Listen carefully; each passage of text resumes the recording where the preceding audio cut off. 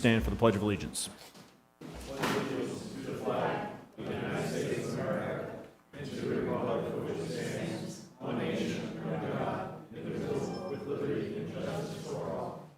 And if everyone could please remain standing, I'd like to call for a moment of silence in memory of two individuals who recently passed away. Ryan LePage, who worked very diligently on the crematorium issue, passed away at a very young age, and Susan McCarthy, who was the former deputy town clerk for the town of Tiverton.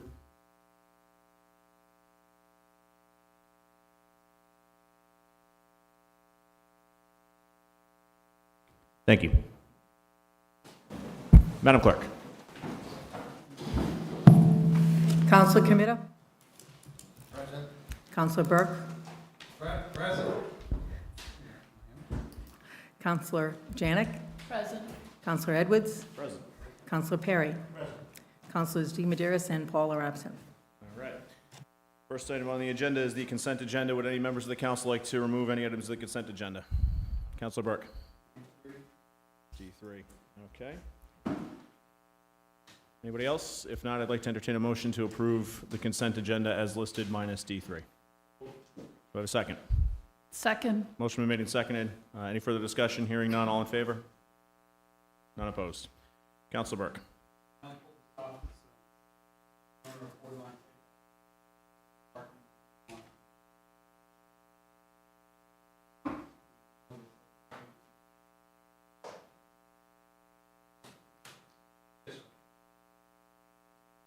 All right. Do I have a second? Motion been made and seconded. Any further discussion? Hearing none, all in favor? None opposed. All right, public comments. I think we have at least one, right? There's a bunch? Oh, okay. Is it just Miss French? Okay. All right, come on up, Miss French. Feel free to mess with Councilor Burke's computer if you want. I'm fine. Name and address, please, for the record, and then take it away. Jamie French, and I live at Craig Avenue. And while I was walking up, I lost my page. Okay. I know that you're doing the final discussion of the final report tonight for the North Tiverton Committee, and I don't know what you're going to do with that. So I am going to preempt and talk about it now. The 205-page report was only posted 3 days ago, and it's a lot of information to get through for anybody in 3 days, and I hope that you read it before you agree to it. I was really kind of proud that the report totally disregarded the Mount Hope Bay watershed plan of which North Tiverton is located in. There are over 100 agenda items in this plan, and yet none of the 100 action items, sorry, and that not one of the action items, which I feel is the most important, is the one to fund the Bayview Neighborhood Park. The plans are ready to go, and if the neighborhood agreed, it could go out for bid. And if you don't know where that park is, it is the old Bayview School down on Judson and between Judson and Hooper, down at the bottom there. And it would be really nice to have a park there because we have no parks for children in North Tiverton. And that, to me, is a #1 action item that should come out of this whole report.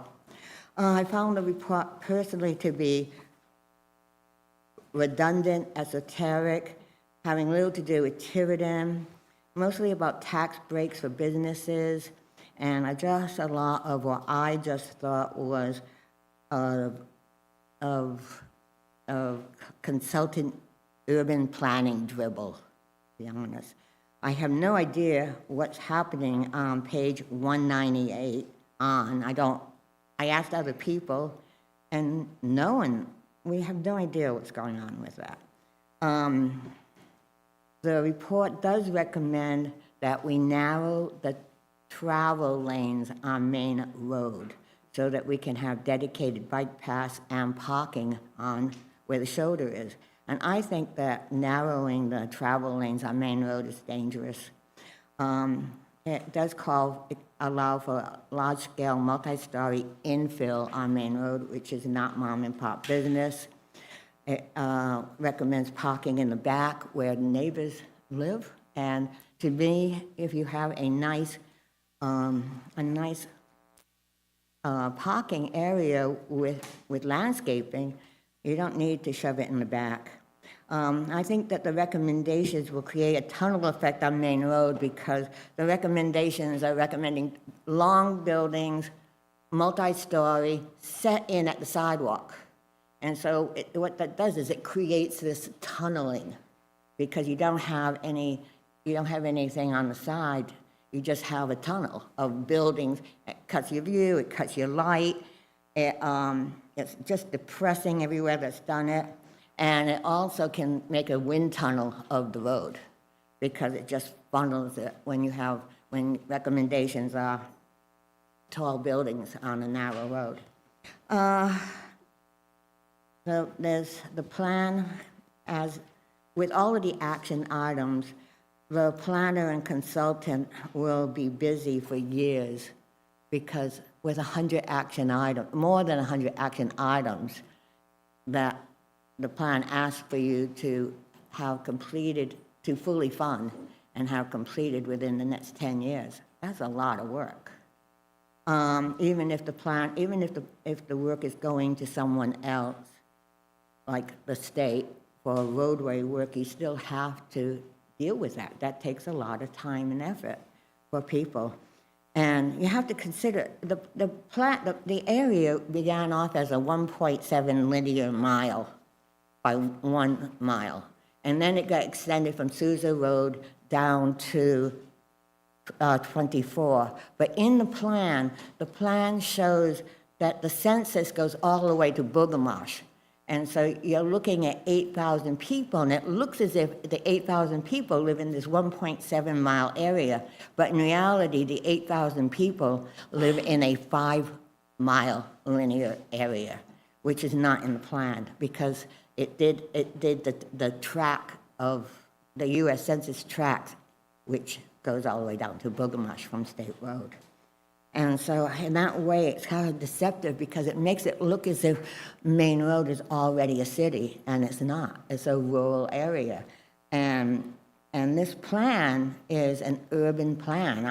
I've read urban recommendations for urban city planning that are exactly the same that are in this plan. It's just, to me, it's just a lot of dribble. There are some good things in the plan, but overall, I think creating a 15-minute city hour Main Street is not what you would call a rural plan.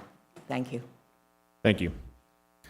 All right, next item on the agenda is council sitting as Board of Licensing. Brianna Baillargeon Borges, the Tiny Pantry, 31 Show Street, requests approval of a new victualing license subject to meeting all legal requirements. Is Brianna here?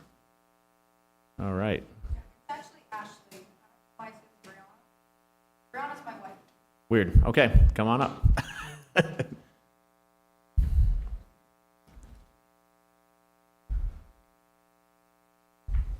All right, this is Ashley, not Brianna. Yeah.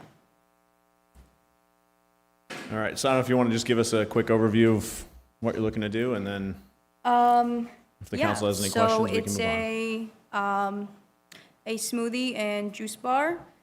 It's located in Atlantic Fitness over on Shove Street. Just right at the counter, right in the main lobby. All farm fresh fruits and vegetables. No added sugars, no artificial stuff added, just fresh, healthy food. A lot of protein additives, different supplements you can add to your smoothies and juices. That's Very it. cool. Any questions from the council? Councilor Janik. So ironically, that area is zoned residential. We're looking at that. It doesn't make sense. There have been uses in the past that are not residential. And this is in the gym, right, in the Atlantic? It's in the main lobby, yeah. Okay. So the owner of the gym had come to our meeting for, where we're looking at zoning and possibly changing the zoning for that area. And one thing we had suggested to him was that the businesses that were coming in, potentially coming in, go to the zoning board. Have you done that? I was already there. You were there. I was already there by the time he had come and gone to that meeting. That was for a different business that was trying to come in, Okay, but I so, was already established. You weren't inside. I was already inside his facility when he found out about the zoning issues. okay, so you're already operating this business? Yes. Okay. So you did not go to the zoning to get? No, to I did get not. a variance for that? So do you have a license to do this business in his, Yeah, I have an operational license, yeah, okay, from the town of Tiverton? from the state of Rhode Island, and I have my operational permits from the health department. And honestly, this license that I'm requesting is the only one that, as I know, that I'm missing. Okay. So I believe we're really thinking that we're going to be asking to change the zoning in that area because it doesn't make sense. It's residential and they're all businesses in there. But trying to be business-friendly can, So there's a gym there now? there's a gym there. Operating and gym. An operating gym in a residential area. So that's grandfathered, I'm assuming. The gym's been there It's- for over but 30 it's- years. But it's always been Right, residential. so it's a grandfathered gym, Right, probably. and there used to be a physical training, physical therapy place. Right, and they do have small businesses in there, so we became aware of it when the owner came to us because he wants to put a barber shop in there. And it's not zoned for that. But he's got this barber, he would like to get in, so that he doesn't lose these businesses. We were knowing that we want to change the zoning, but in order to get it done quicker, we had suggested they go to zoning to get a variance, which could be faster, and it's been utilized in this manner for 30 years that he's been in business. I mean, nothing's become before the zoning board. I think you could make an argument that a smoothie operation like that is accessory use to a gym. You would normally have kind of not that I go to a gym an awful lot, as you can tell.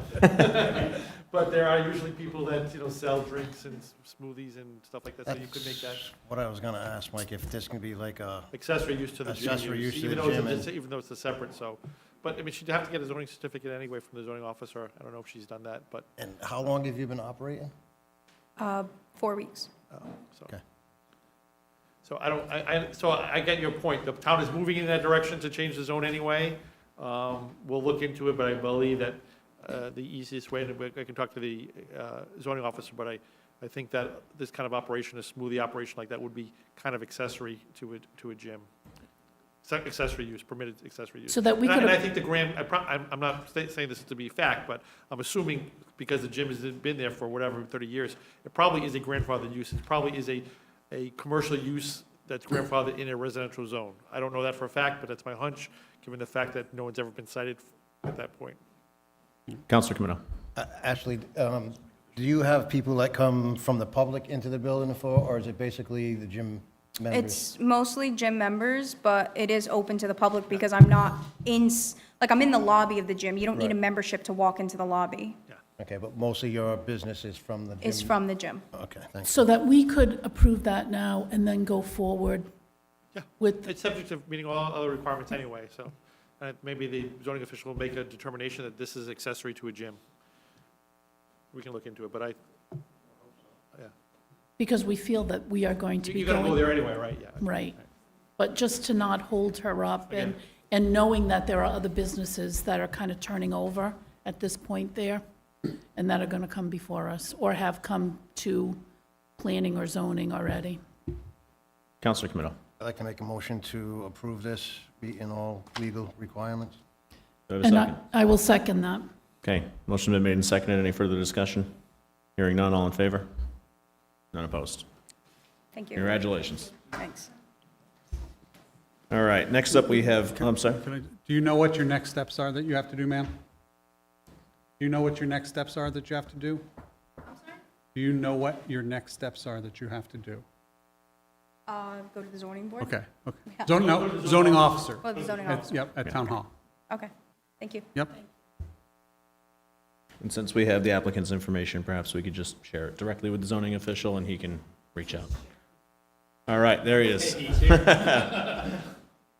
All right, business connections are happening. Let's do it.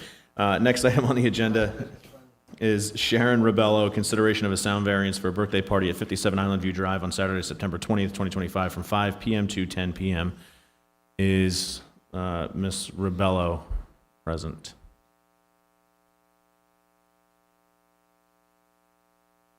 Jeannie, do we know? Okay.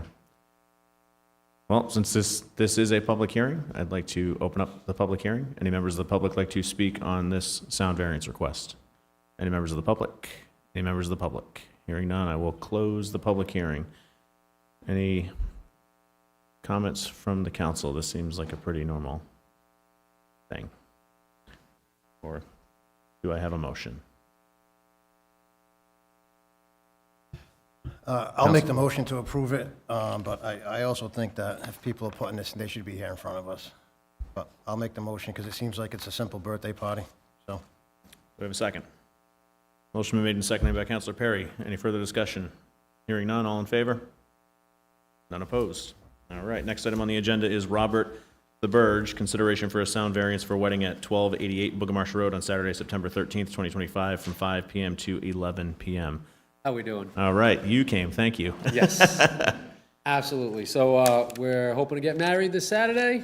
Party's right up the street at our little farm at the top of the hill. We just wanted to do things right and try to not ruffle any feathers. Perfect. So since this is a public hearing, I would like to open the public hearing. Any members of the public like to speak on this sound variance? Any members of the public? Any members of the public? Hearing none, I'd like to close the public hearing. Questions, comments, or motion from the council? Councilor Comito. I'd like to make a motion to pass the sound variance for his wedding at 1288 Bulgarmarsh. Motion been made and seconded. Any further discussion?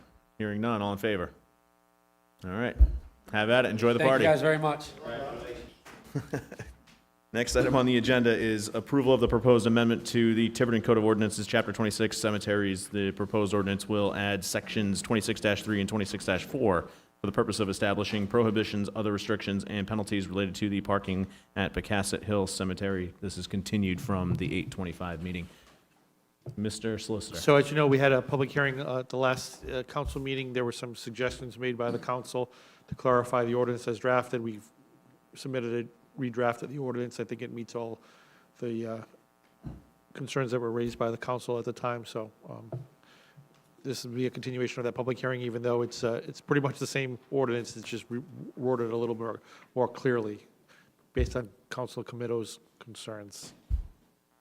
And since I did close the public hearing at the last meeting, any comments, questions, or a motion from the council?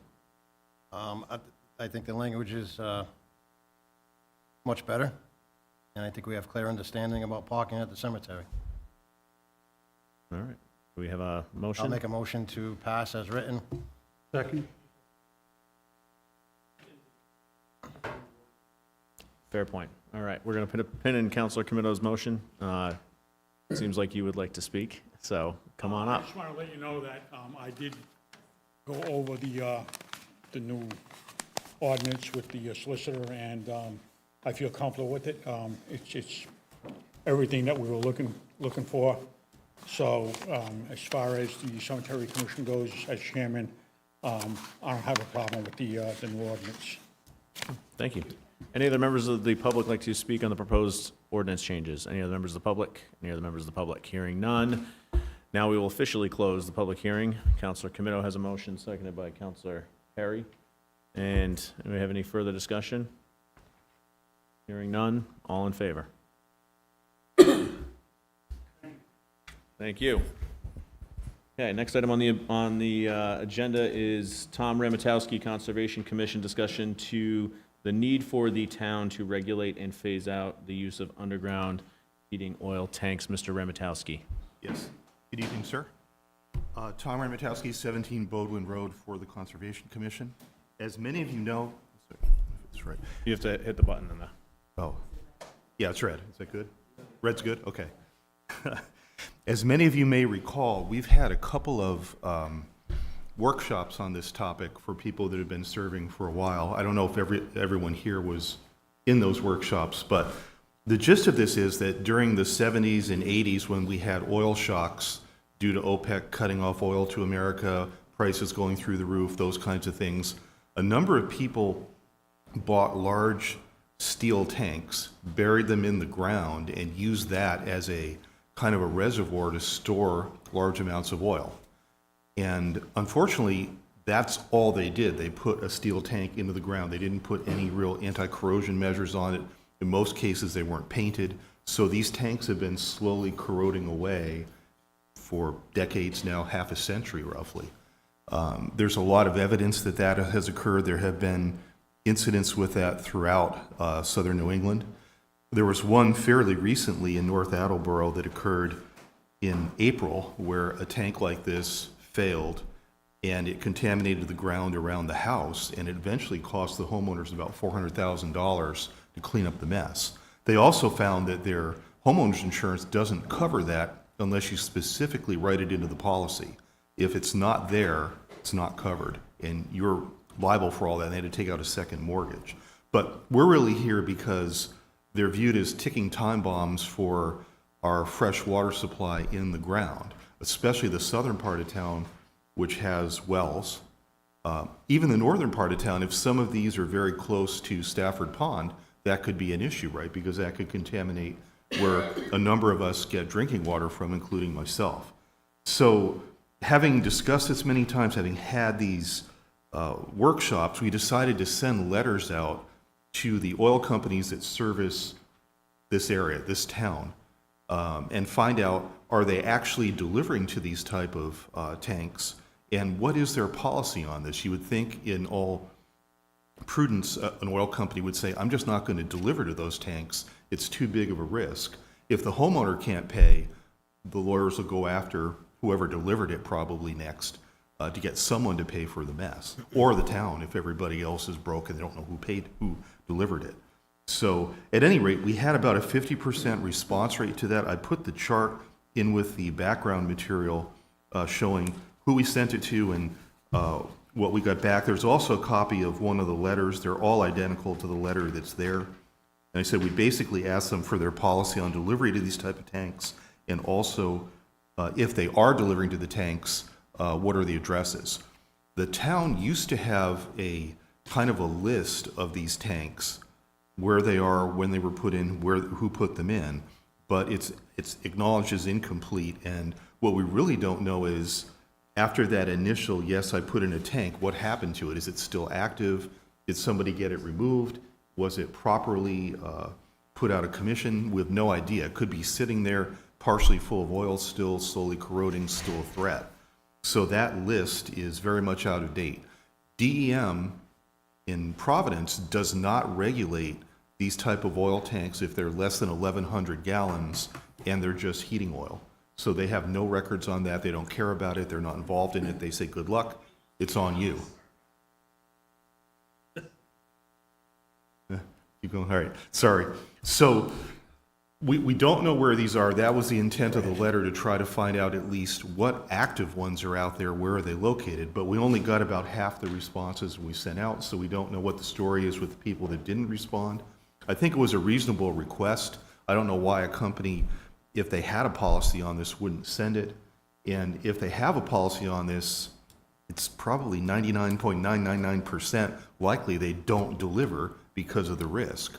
I'm concerned the ones that didn't respond may still be delivering to these type of tanks, and thereby increasing the risk to the town and to our neighbors that there could be a catastrophic leak that affects a lot of people depending on how much the water is flowing and where underground, which in Tiverton is a little hard to do. We don't have large aquifers here.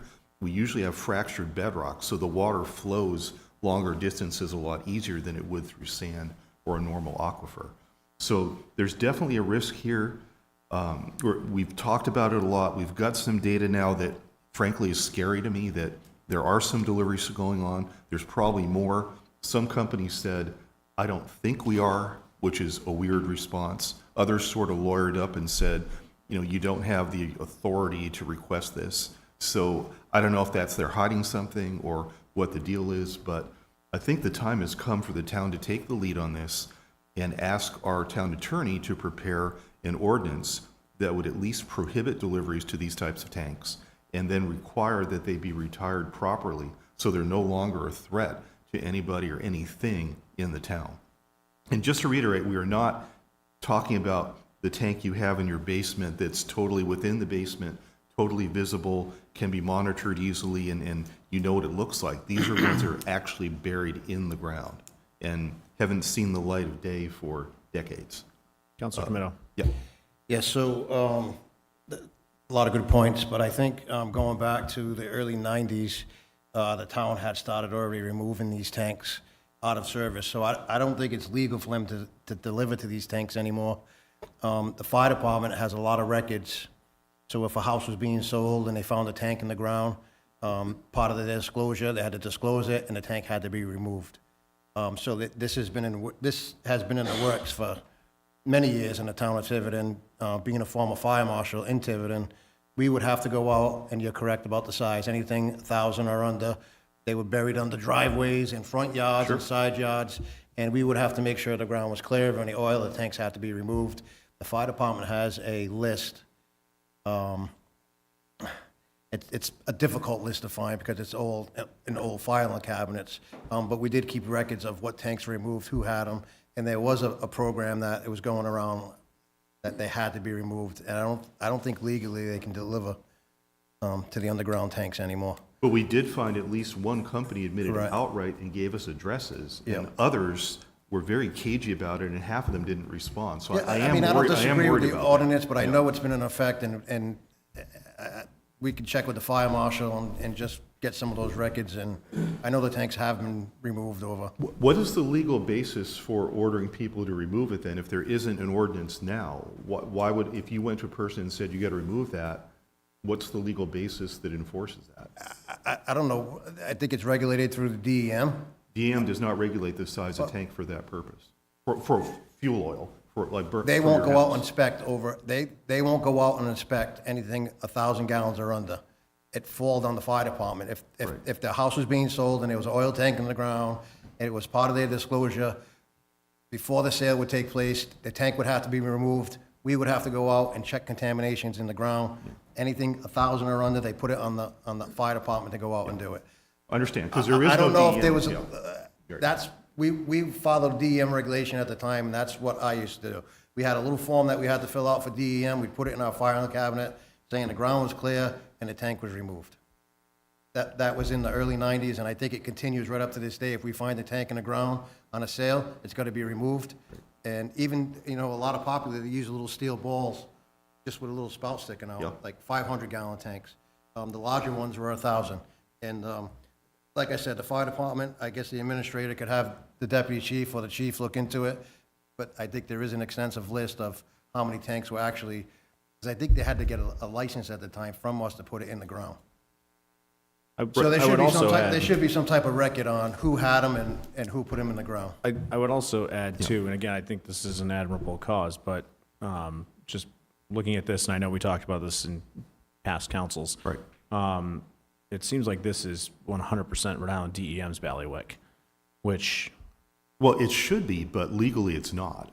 so I would defer to the solicitor as to whether or not the town holds any liability here. But from everything I can see, there's an underground storage tank requirement that they have. There's the state agency created all sorts of codes and requirements around it. For instance, like the tank, in order to put a new one in, tank owners have to demonstrate financial capability to cover potential costs of any and all releases.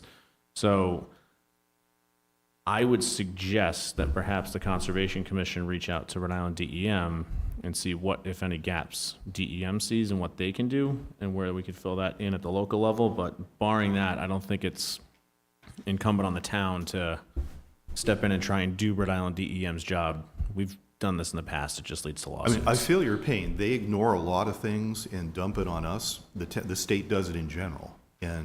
But in this case, Mr. Malinsky on our commission has gone up there a couple of times to review that, and they keep getting told the same thing, that they don't even keep a list anymore of anything under 1,100 gallons if it's fuel oil. And their list is very old, just like our list. I think that the real danger here, though, is that we know, we've got proof, there are deliveries going on to these tanks. Whatever the rule is, or maybe what was causing them to be removed, that's a huge risk, and DM doesn't care. This is saying there's one company, on this list of companies, Right. it's only showing one company Right. that delivers? But about half the people never respond. There's one that says that they service 3, but there's no prohibition on burying oil tanks. There's prohibition on the old school, or the old school's like steel tanks being buried and used. So I could go, if I wanted to, I could go bury an oil tank in my backyard. It has to meet certain requirements set forth by the Correct. DEM, and then it would be inspected, installed, whatever. So it's not to say that all underground storage tanks are bad. Your concern is the ones that were put in the 70s and the 80s that were probably put in without proper coating and, And they've been down there a long encapsulated. time. Exactly. Right. But, I mean, if I remember correctly, the last time this came up on a prior council, I think we kind of landed in the same spot, which is, well, if we don't know that they're there and people aren't willing to tell us that they're there, like, we're kind of at an impasse. It's not like we can force. Well, that's why we tried to work with the oil companies. That's the link that enables the problem. If they don't deliver to these things, then at least the new deliveries and all that, that's gone. And then it becomes a question of retiring the old tanks and verifying that they haven't leaked yet. And it sounds like they're doing that as people sell houses, but you could have a problem before they sell a house, too. Yeah, but I mean, I think the council president is right. It was a certain time when they started looking like these tanks were from the early 60s, 50s, 80s. There was no regulations putting them in, and I think there might be regulations for newer tanks. But I think it's definitely something we can look into with the fire department, get some more information on it, and come back with an intelligent answer as opposed to just sitting here guessing. And if we could have that list that you have of the addresses, maybe we can look at the list that the fire department has on record and see if they've been removed or not been removed. And you could cross-reference that with the DEM's list, which it's, I mean, it says right here, all underground storage tanks are subject to registration with Rhode Island DEM, so. I remember having registration cards at the fire department saying, yes, this is going in, you need to know where it is, and we have some records of it. Terrible records, but we do have some records. Counselor Janik. So are they still putting in these tanks? I think, as the council president indicated, there may be regulations now which weren't in effect in the old days that you have to show you can handle a spill or a leak. In the old days, you could just put it in and And no check. are they made differently, like the gas stations have to now have? They're probably not newer even metal. tanks? They're probably some sort of fiberglass or something like that. Like you see the new tanks for the gas stations, they're not metal anymore. So they're still allowing the newer tanks to go in? Yeah, I personally don't know of any homeowner that has buried a tank like that because they're hard to inspect, right? If something goes wrong with it, it's a lot harder to get to than the one that's kind of exposed in your basement. But I suppose they could, but again, that liability part probably would rule out anyone doing it unless they're really rich. And there's, just so you know, the regulations, the latest regulations took effect in 2018. But they have regulations For for the 19 type of, for the tank. They have, I'm tank? looking at it here, there's regulations for circa 1950 to 2002. so they regulate the size and the Yeah, it's, type and? I mean, and this is- ultimately, it's going to be DEM's. And this is only residential, Correct. correct? Yeah. I really remember them putting something out to the surrounding departments that those tanks had to be removed. We'd have to go back and do some history. I really think they sent something out at one point, the older tanks needed to be removed because it was exactly what you're saying, there was no control, people were just putting them in. I mean, they're forcing people to replace septic tanks now, so I'm pretty sure this would be higher on the priority list. And it looks like some gentleman named Kevin Gillen would be the person to start with. That's So I'm going Counselor Burke. to back up Counselor Comito. I think we need some more research at this end because you have gone to DEM. And that information will help us decide what our next steps might be. We had a lot of trouble even cross-referencing their list with our list because it goes back a long ways and nobody knows exactly how to match all that up. There's some things missing on both. Do you have an estimate of how many tanks might be existing that predate? Is there a? It's really hard to tell because we just don't know any. Yeah. Maybe if we can cross-reference what the fire department has with that list, we might get a feel for how many have already been retired. So I'm pretty sure that you have to disclose in a real estate sale if you have an underground storage tank. I think you have to disclose, no matter what the age of it is. So that needs to be disclosed, but obviously that's not disclosed to the town. That's disclosed between the private buyer and private seller.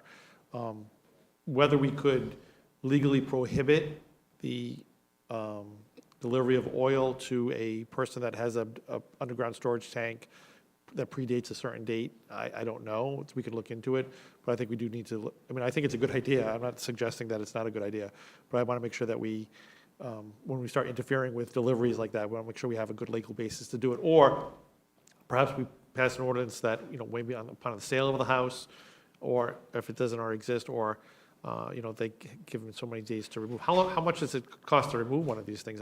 That's probably not cheap either. So assuming that it's not in use, right, it probably has to be disposed of. There may be other ways too. It might not have to be. It could be maybe filled with sand or something, or something like You can that. do closure in place, you can dig them out. Okay, I so mean, there's all, the DEM website has But all I think the kinds of cost would be information on that this. they probably make you inspect around it to make sure it's not already leaking, Correct, because yeah. that's hard to tell sometimes Yeah. from the surface. Yeah. Right. The liability, just from, 30,000, the liability rests with the landowner and the property owner, not with the town, right? So these were things were permitted, they were allowed. So God forbid something with that would happen, the liability you wouldn't sue the town, we're not the property owner. The But property wouldn't it owners- scare you to death to be an oil deliverer too? Because you think they might come after them as well. Yeah. I would not want to deliver to these things. No, I get Yeah. it, but I guess they're taking that risk, but yeah. Yeah. But they don't even allow propane tanks to be filled after they're so many years old. You have to buy a new propane tank for your gas grill. Right. But bottom line is too, we have no idea how many are there. Right. We only know the people who've come forward and said, yes, I have one, or the house is sold, or whatever. Or they had to remove it. Or they had, right. Yeah. But there could be, with all these question marks, there could be many more out there. Houses haven't sold, they've been there, they've been filling them, not filling them, whatever. Right. Mr. Ramotowski, do you know of any other city or town in Rhode Island that has a similar ordinance? I'm not aware of one, but somebody has to be first. No, And I'm just usually curious, the yeah. others will. Well, lawyers like Yeah. to copy, so. And especially if it's been tested in courts or something like that, so we'll take a look at that too, to see if there's any.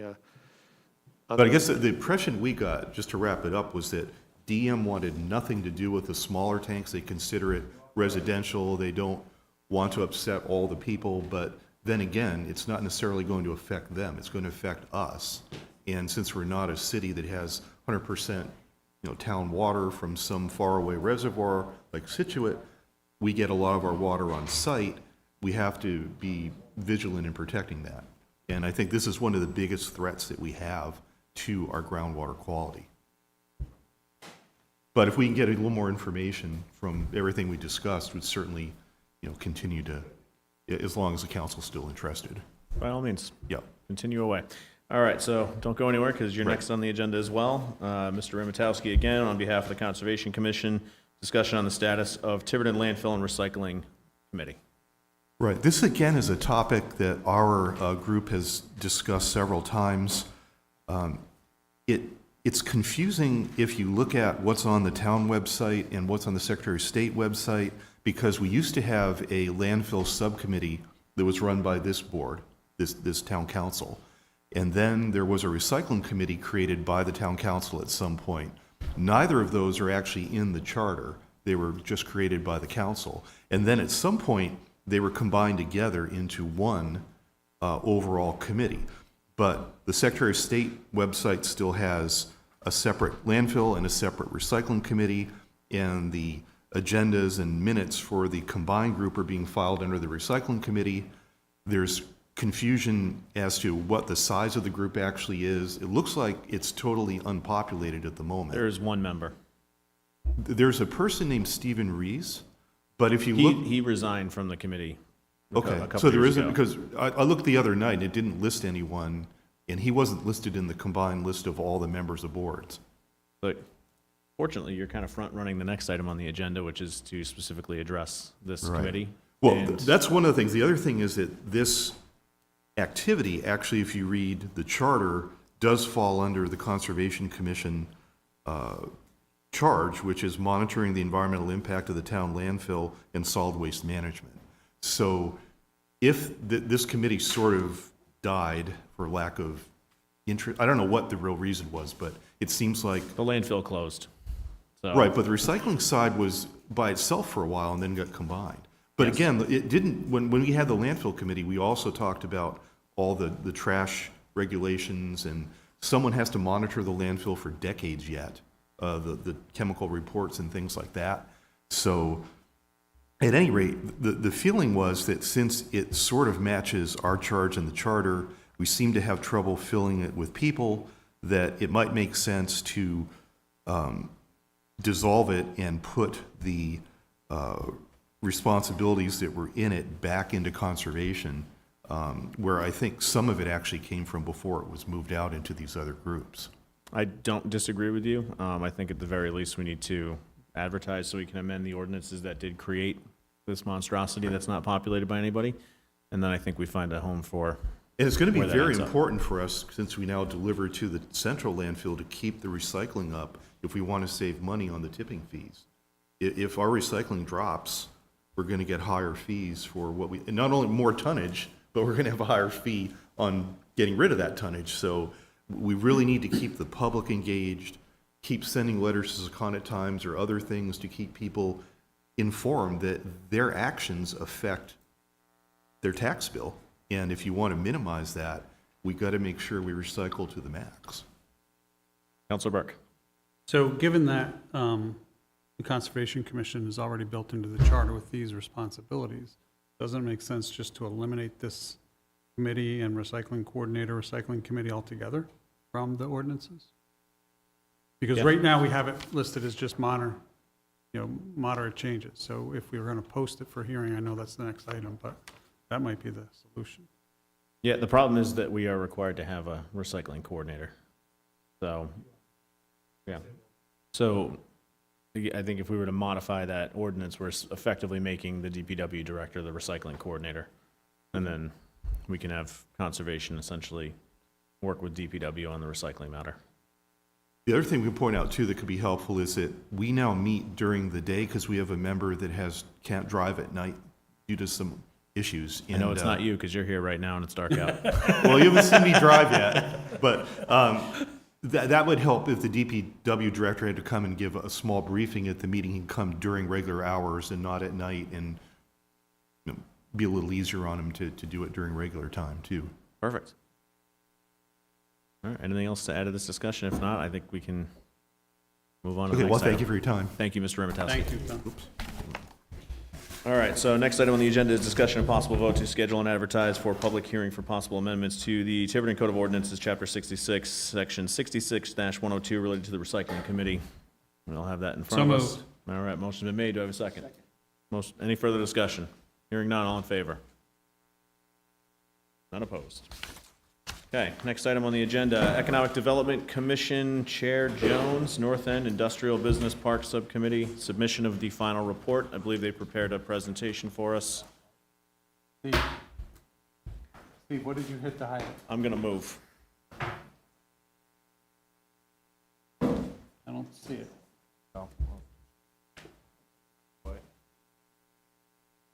What'd you do? Oh, yeah, okay. I can read English.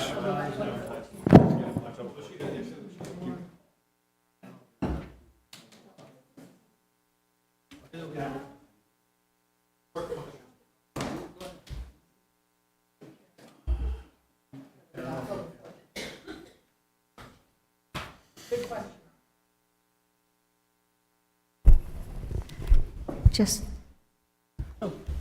hello. Just quickly, before we get into the slideshow. This group was formed in 2023, and over the past 3 years, as the background for this, the state legislature has passed legislation that encouraged low and moderate income housing construction. And while we understood the need for construction, That, the crematorium, the Seasons gas station seemed to put Tiverton in the crosshairs of development. North Tiverton, because it had water and sewer, was particularly hard hit with proposals. And residents raised a number of concerns about the impacts of the wave of these proposals. The North Tiverton Revitalization Group grew out of this confluence of issues. And we spent the past 2 years with our consultant to look at factors that can be looked at to encourage appropriate build-out of business growth and quality of life for the Tiverton residents. So I just wanted to introduce that, but that's kind of the background, why we went ahead and got started with this group. There were a lot of factors going on in the town. Thank you, Madam Chair. So when Renee and I and Ashley talked about this as the chair of the subcommittee, we decided I would walk through this, and you know, it's only going to be, Craig, about an hour or so. No, I'm going to walk through highlights because you do have a very thick document that I doubt that you've been able to maybe skim through so far, but haven't been able to digest completely. So we just want to give you some highlights, answer any initial questions.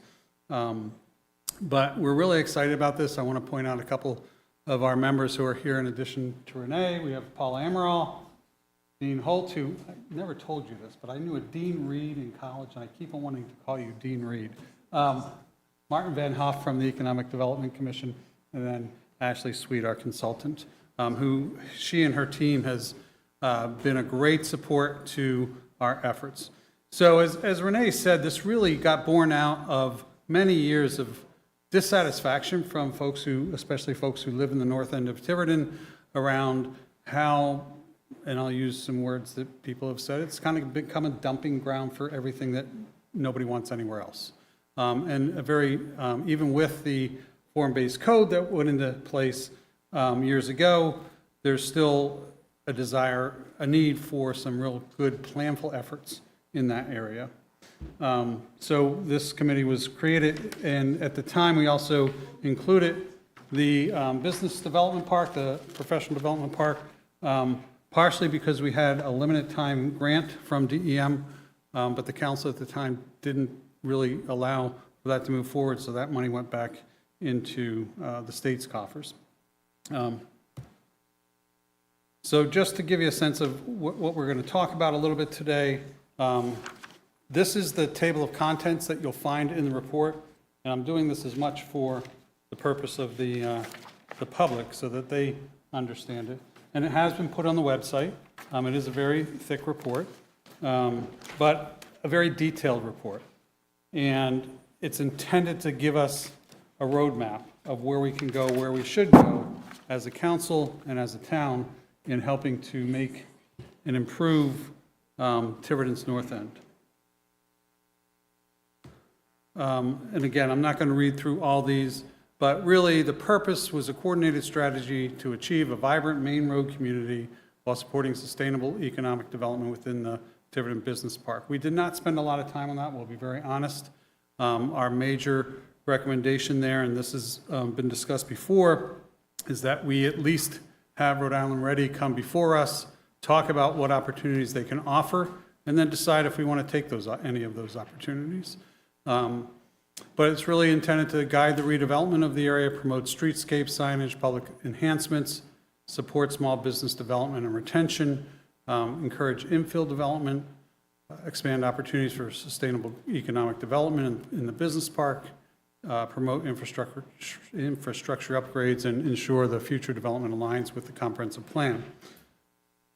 None of this will happen without a collaborative effort between various committees, the town, the council, business owners, property owners, and the state. So we understand that it is a collaboration that needs to be had. So what we did is we separated, and again, I'm going to focus mostly on the main road study areas. We separated into 3 distinct areas called Transects, Route 24 to Bourne Avenue, Bourne Avenue to Borden Road, and Borden Road to the Fall River, Mass state line. Because as we walked, we did a site visit. Members of the committee did a site visit back in last fall. And it really kind of divided itself in that area. From Route 24 to Bourne, it was primarily residential with a lot of auto-related businesses. It's very auto-centric, low density. The middle section, there's a lot of historic main road properties, more modern commercial area. That's where you have CVS in those areas. And then Borden Road to Fall River Mass State Line becomes more of a Main Street character and more pedestrian oriented. Again, very primarily auto still, and a mix of commercial and residential use along that area. And then the business park we talked about a little bit. So there's a lot of data that we've gone through and used with this process. We had an economic development consultant working with us through Weston and Sampson. We met with folks from Main, I'm going to blank on it now. Main Street, Rhode Island. Yes. And Grossmart, who have done a tremendous job in helping communities redevelop their town centers or other areas of their towns to meet their needs and needs of their public. This little piece at the bottom here comes from one of our public workshops. We had a business owners coffee hour, a couple public workshops, online surveys, and we had different members of the public come to a variety of our meetings. But this really stood out. We need, and we hear this all the time, we need a more business owner-friendly environment. We're always showing resistance to new businesses, over-regulating in their minds, should offer incentives for them. For new businesses, some have also said for existing, people love to get out and walk and hang on, Craig, and being able to go to events and the like. Craig, go ahead.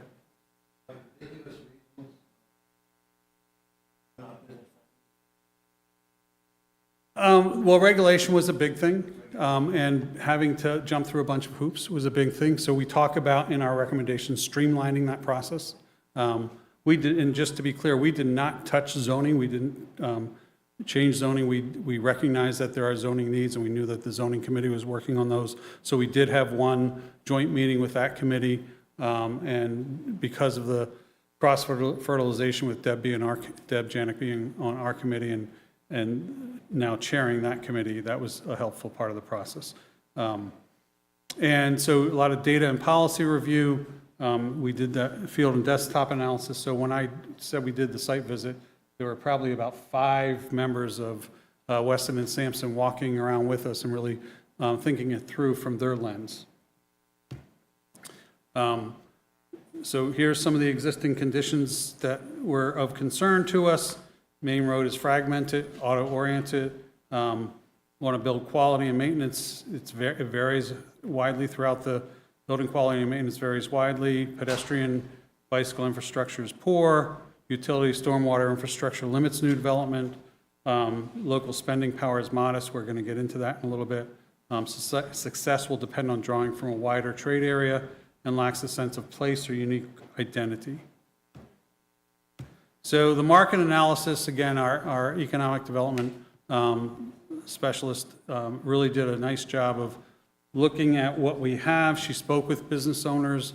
She spoke with realtors in Tiverton and did a nice overview of the types of businesses that are in the area, the numbers of businesses that are in the area, the corridor conditions, and the diversity of businesses. Note that at the bottom, there's an equal number of smoke shops and professional medical offices in that area.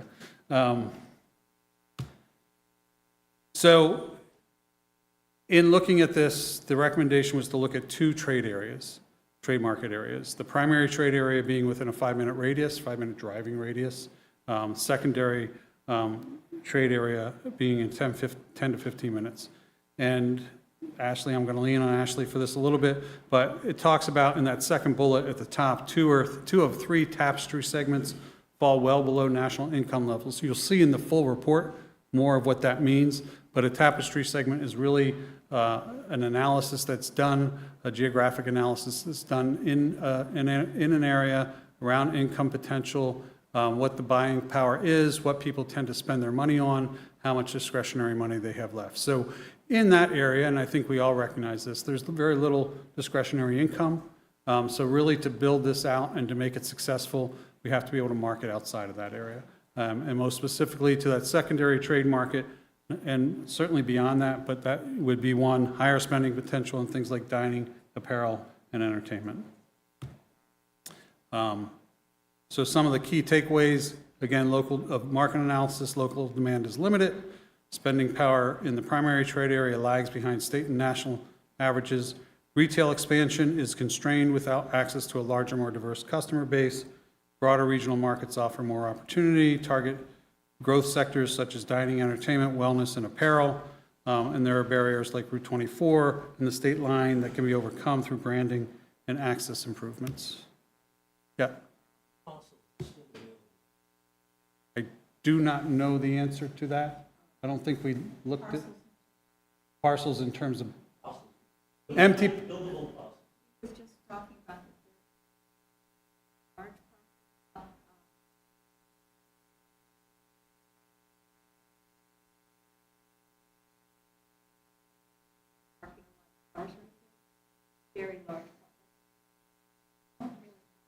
Right. There's a lot of pockets. Yeah.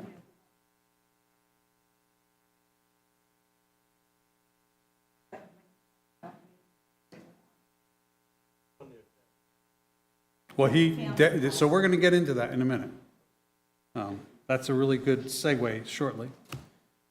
Issues and opportunities. So the report, you'll see these symbols throughout the report. Those are what they mean, the traffic light, transportation, et cetera. I'm not going to try to describe each of those. One's a business, I guess, for economic conditions. But that helps guide your thought process as you're working through the full report. So some of the issues, again, wide lanes and shoulders make for a less pedestrian-friendly, less safe street. If you've ever tried to cross Main Road, even at the crosswalk sometimes up there, it can be hard to cross. The new crosswalk at Pecasset School, I think, is great. We actually have some recommendations around working with DOT about that. We did have some recommendations about the speed bumps, but we also recognize that that's a challenge for public safety. So there are lots of parking lots. Some are oversized, not used well. Looking at whether or not we can work with landowners, property owners to repurpose those. Knowing that we do need some parking in the far north, and maybe somebody would like to take advantage and be an entrepreneur and offer that. There's some opportunities, repurposing the shoulder space, targeted traffic calming measures, filling sidewalk gaps, shared parking arrangements, lack of stormwater management features on the stormwater side or more. And you'll see some other issues and opportunities in the full report. Retrofitting park and vacant lots is an opportunity. There was one point I wanted to make somewhere. Okay. So I want to just go back, because this is, I think, an important, Adam Raposa, who's on our committee, he joined us late, but he's on our committee, talked about this. Corridor conditions, we talk about issues of unpaved lots and minimal landscaping, reduced walkability and comfort. And I never realized this, and I've walked it a long time.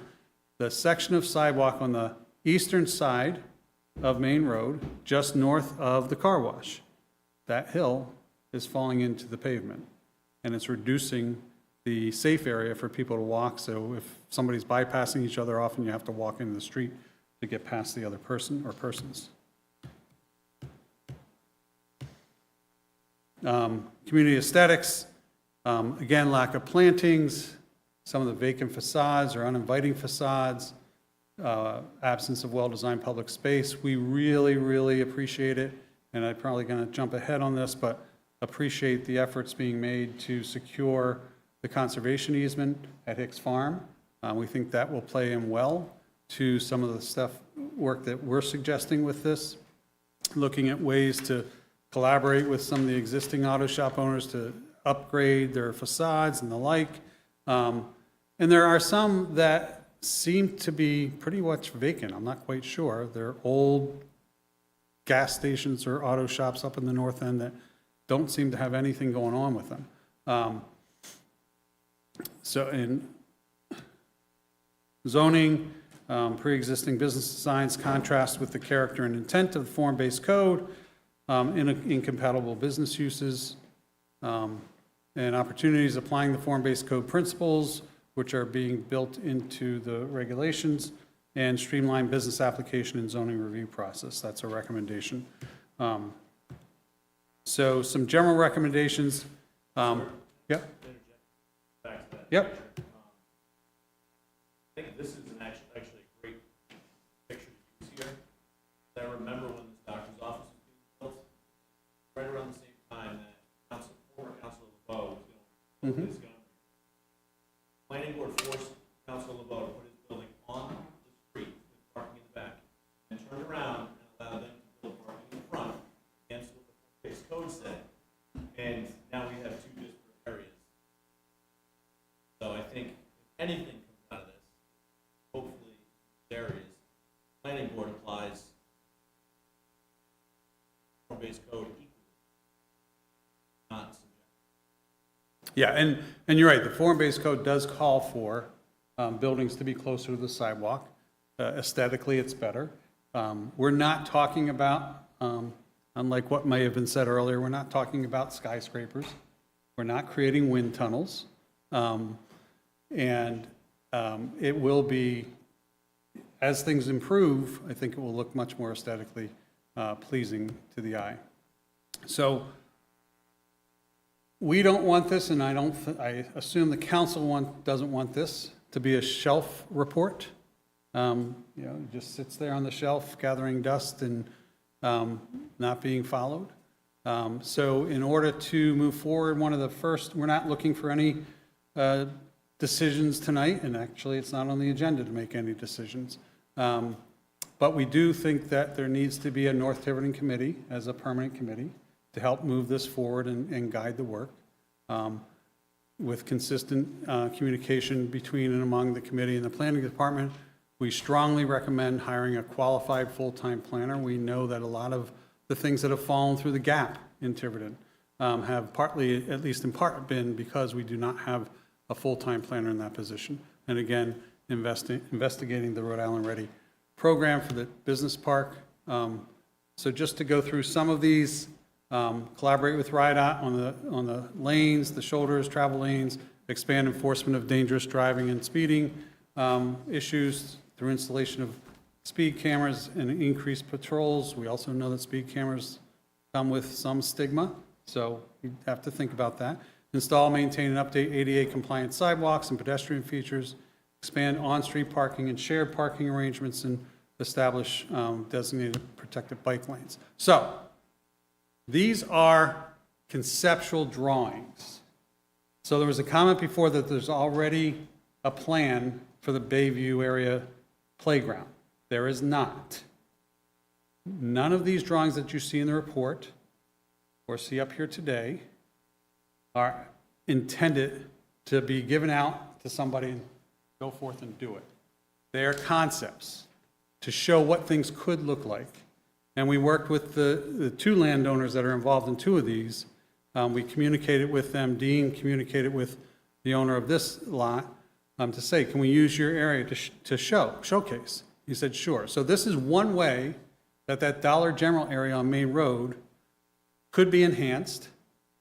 It's going to increase the off-street parking for them, including ADA spaces. If you go into Dollar General parking lot, it's kind of like going around, I think, maybe Shanghai or something at rush hour. You can't figure out who's going which way. Providing that pedestrian infrastructure, removing some of the on-ramps, so to speak, and so enhance the visual character, make it safer, and a more organized shopping experience, regardless of what's in there.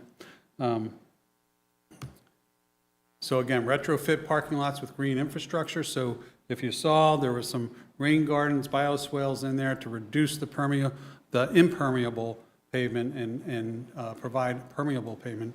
Street trees, pervious pavement and drainage ditches, redevelop some of the vacant lots that are in that area of North Tiverton and transform them possibly into parks and other types of natural areas. So this is the playground area, if you're going down, Judson, on the right.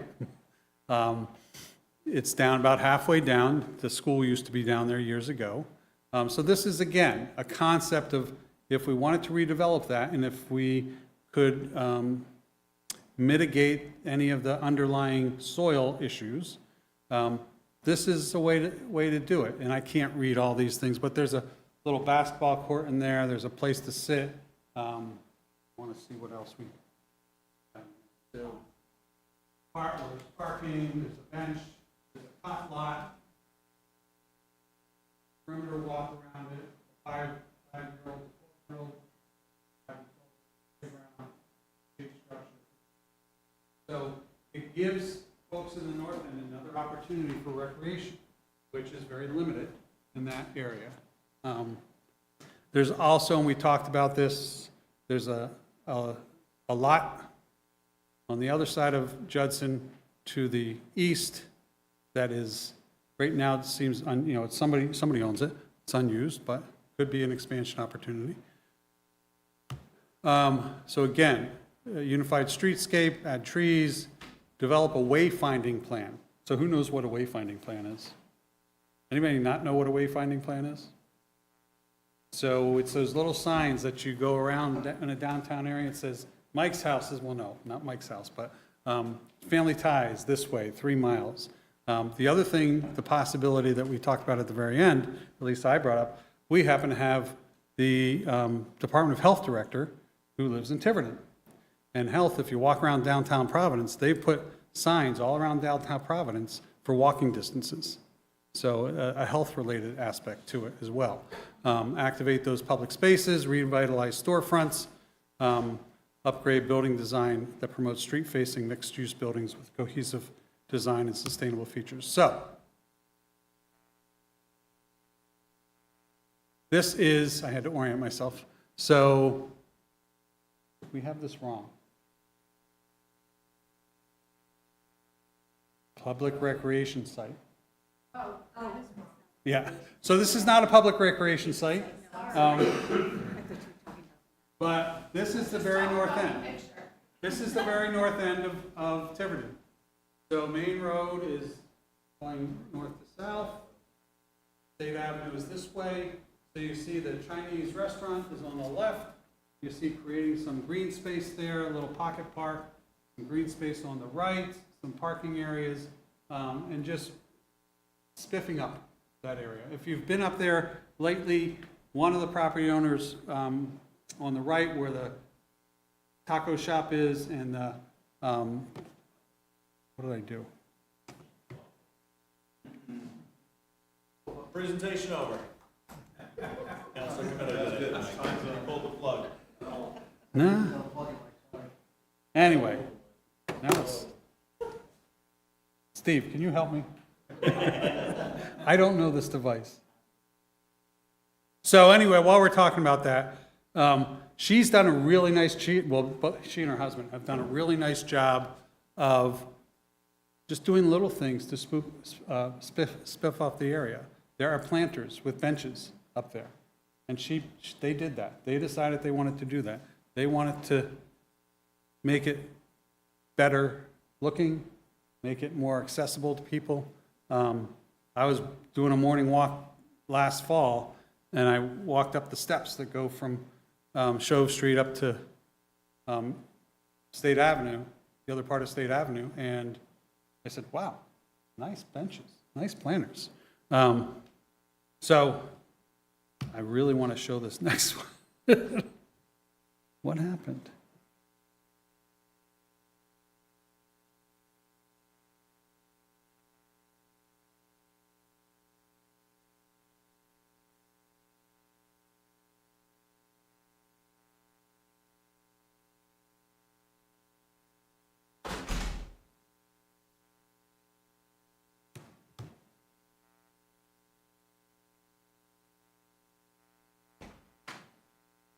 Well, I'm going to talk through this. So the one that you can't see up there yet is the lot, Dave, next to Family Ties. So it's the Ferrera's lot.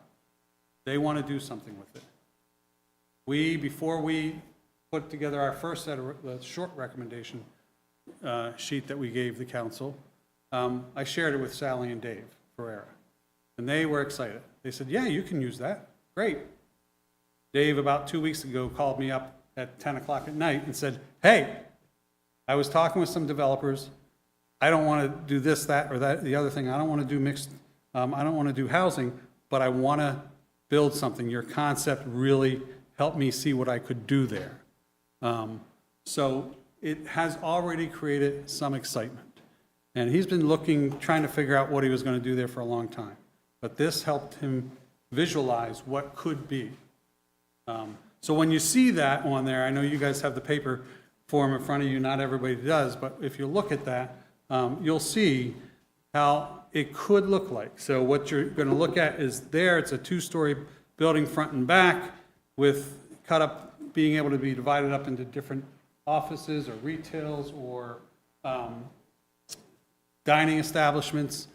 You know, it's his property, so he'll do with it what he wants, but he wants to be something that the community wants. So this is a property that is up towards the sidewalk, parking in the back. He's fine with that. He wants what the community wants. He doesn't want to put up a monstrous storage shed or something like that, storage building or something like that. So again, streamlining zoning, mixed use, integrate form-based code, tailor regulations, North End's Main Road and Mill Village areas. We talked about trying to connect the mill area down near Bourne's Mill more up to the north, reuse parks, vacant lots for park seating and stormwater. And then you guys can't see this, but the last section here, implementation monitoring, this is just a sample of what is in the actual full document, and it connects to the way the layout of the comprehensive plan.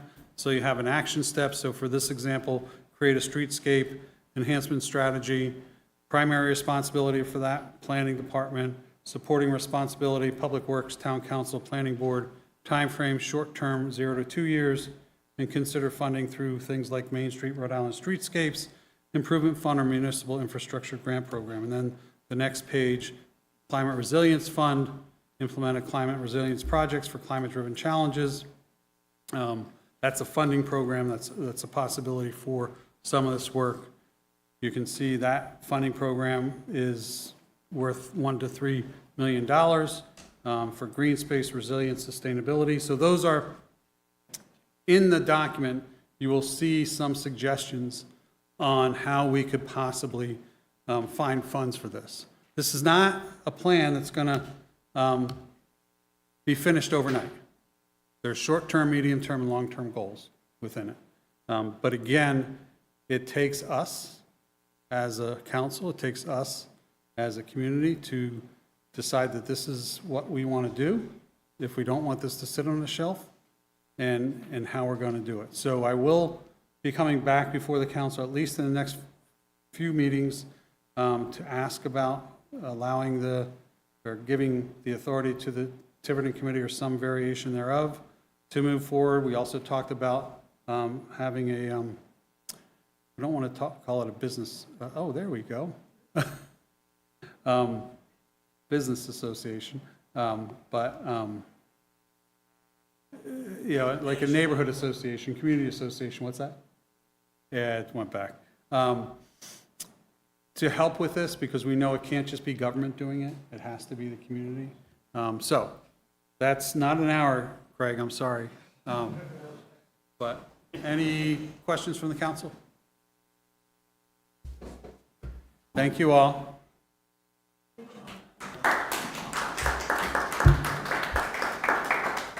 So, Councilor Burke, if I can just say, I think one of the recommendations that came out about getting a full-time planner sorely needed, with the 100% there. I would say that I would be a little cautious about carving up the town in such a way that it becomes like a North Tiverton versus South Tiverton component. That worries me a little bit. We saw that in the discussions around the the various water boards, there was a lot of, well, those people down there can supply their own water versus us up here. And so anything that would instill division amongst Tiverton, like we are one Tiverton, I think we need to focus on that. So that's just my initial thought. I appreciate that. I will also say that the folks who live in North Tiverton feel like they're always left out, and that it is dominated by what, right or wrong, by what folks below 24 would like to see. So I am going to continue to advocate. It's not separating the town, it's recognizing that there are distinct features in the north end of town that aren't in the south end of town. I'm not one to say we should overdevelop the south end of town either. I don't think that's the answer. I think the answer is how do we planfully move ahead with the north end of town to make it more. Don't disagree at all. And I think that ultimately, like, it needs to be a decision that we collectively as a town make. So, any other questions, comments from the council? I do. Councilor Perry. Like, I did go through some of this, not all of it, but a lot of it has to do with state roads. How are we Yep. gonna get them involved in So that's going to be, sidewalks? right. It's going to be a collaborative effort. It's going to be trying to help them understand that this makes sense. I think we have a new Commerce Secretary who understands that, and I've worked with him on other issues. I think, I know that our consultants have some good contacts with Commerce as well. Some of the money that is out there now, Recreation Commission is used for town farm. It could be used for up there, not necessarily for Main Road, but yeah, it will take consultation, collaboration. I'll lean on the town administrator a lot and lean on the new planner a lot to try to help that happen. Lean on Public Works, because the better it comes out for us, I think the better it is for them too, and the better it is for the state. Councilor Comito. Yeah, I did do a little bit reading, that kind of went through it kind of briefly. I definitely have some concerns with the report, but I just think it's too early to come out with my concerns until I do a little more research and learn a little more about the entire master plan before I throw them on the table. All right. Thank you. Well, thank you very much. Thank you. Thank you, team. All right, last item on our agenda, Mr. Administrator, update on the Tiverton Staff/Employee Appreciation Day, which took place on August 29th, 2025.